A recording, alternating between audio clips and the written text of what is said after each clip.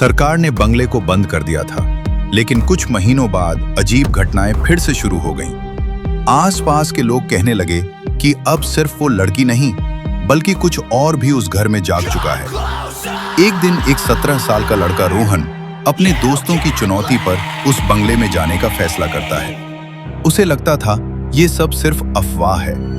रात के समय वो अकेले ही उस जगह पर पहुंचता है। जैसे ही वो अंदर जाता है, उसे तुरंत अजीब सा डर महसूस होने लगता है। घर पहले से ज्यादा अंधेरा और भारी लग रहा था। वो धीरे धीरे उसी कमरे तक पहुंचता है जहां वो तस्वीर लगी थी। इस बार वो तस्वीर और भी बड़ी हो चुकी थी। उसमें अब बहुत सारे लोग थे और सबके चेहरे एक जैसे अजीब मुस्कान में बदल चुके थे।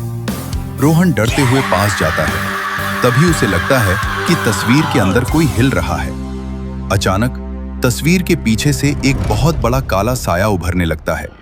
उसकी आंखें लाल चमक रही थी और उसका आकार इंसान से भी बड़ा था। रोहन समझ जाता है कि असली खतरा वो लड़की नहीं थी, वो तो सिर्फ किसी और चीज का हिस्सा थी। अचानक वो लड़की तस्वीर से बाहर आती है, लेकिन इस बार वो डर रही थी। वो रोहन से कहती है, भाग जाओ, अब ये मेरे बस में नहीं है। तभी वो काला साया पूरी तरह बाहर आ जाता है। पूरा कमरा अंधेरे में डूब जाता है। दीवारें कांपने लगती हैं और हर तरफ से फुसफुसाहट आने लगती है।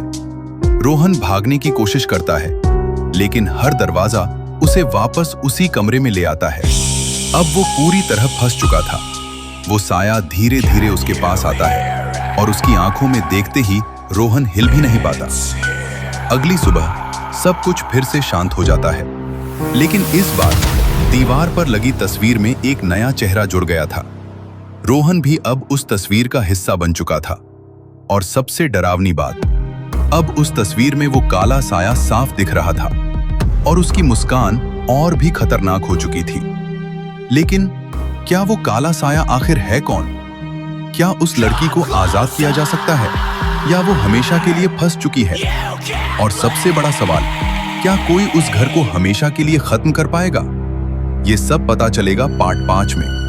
अगर तुम सच जानना चाहते हो तो अभी लाइक करो, सब्सक्राइब करो और पार्ट 5 का इंतजार करो।